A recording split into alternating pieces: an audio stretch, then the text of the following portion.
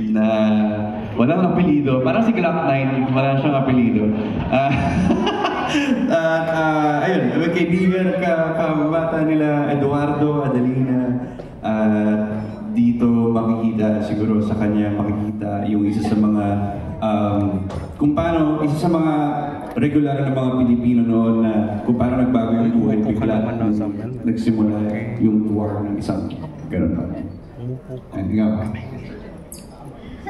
Hello po, magandang hapon po. Ako po si Ashley. Ang role ko po dito ay si Sister Manuela. Isa po akong madre na maraming pagdadaanan. So siguro si Sister Manuela dito matetest yung faith niya kay God. Kung kakapit ba siya sa Diyos or susuko ba siya. Parang malalim eh, oo. Ayaw ko na magkwento pa. Pero actually masaklap yung pinagdaanan niya sa buhay. Pero makikita rin ang mga babae at talagang matatapang. So ayun po. Hello po, ako po si J.R. Cilia at yung karakter ko po dito ay si Dado. Kasama po ako ni ng mga main cast na na kalaro ng kanilang kabataan, and naging isa akong konstabilaryo na isa sa mga nagpahirap sa mga Hapon during World War II. Magandang araw po sa inyo lahat. Ako po si Aidan Veneracion. Ang gagampanan ko po dito, ako po si Mario, isang 16, walang apelido. Sabi 16 years old po ako dito. At isa po akong ROTC student na makakasama ko po yung character ni Kuya Alden sa kulungan hanggang sa pag-join kami ng guerrilla. Ayun, hanggang doon.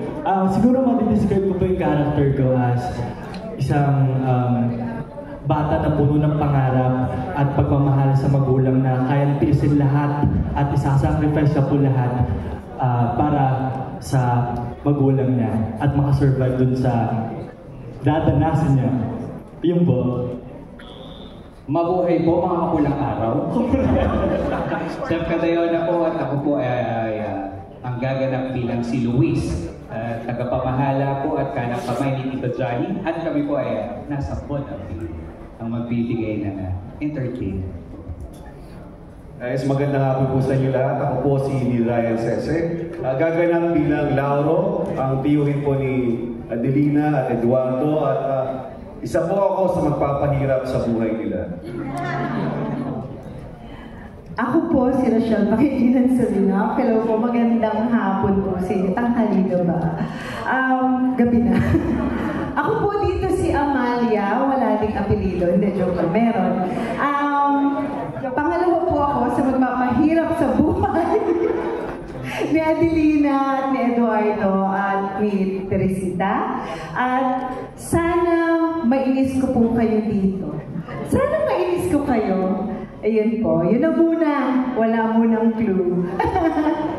Magandang hapon po sa inyong lahat. Netflix, ang pulang araw, First GMA. Ako po si Angelo De Leon at gagampanan ko po ang role ni Carmela Borromeo, isang edukada alta sa sosyedad. Wow, gusto mo yun? Alta, oo. Ba't may apelido?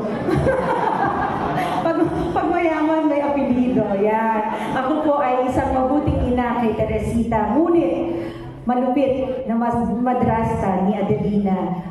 At syempre, ang aking asawa, si Julio Borromeo. Sample. Epitation po. Gagapan kong karakter ay si Julio Borromeo. Ako po ang may apelido ng mga tatlo sa kanila. Sa akin po nang galing apelido nila. Borromeo. Batid nyo naman siguro na ako ang ama ng dalawang dalaga natin dito, si Adelina at si Teresita, nagagampanan ni Sanya at ni Barbie. At ako po ay isang may-ari ng Botabil na pre-war. So ako po ay, ang buhay ko po ay nilaan ko sa entablado. At nahawa at naipamana ko yung passion na yun sa aking mga anak. At dahil bata pa lang sila, makanta na kami ng mga American songs. American talaga kasi ang vaudeville ay galing sa vaudeville. Diba? So, at ang maganda dito, kaya medyo malapit sa akin sa puso to dahil ang tatay ko ay isang mananayaw ng vaudeville. So, at siyempre pinagdaanan ng tatay ko itong panahon ng gera, di ba? At naikukwento niya sa amin. So, isa pong proyekto to na talagang malapit sa puso ko. Alam ni Direk Domir at alam ng mga boss natin sa GMA na pagsabi pa lang nila sa akin, actually magpapahinga dapat ako yun. So, pinakita sa akin yung character description at saka yung concept nito, sabi ko, I have to be part of this. And sana po, inaanyayahan po kayo kasama ng aming direktor at aming mga producers sa GMA at of course sa Netflix at saka ating writers at ang production po ng Pulang Araw. July 26 na po on Netflix and July 29 on GMA.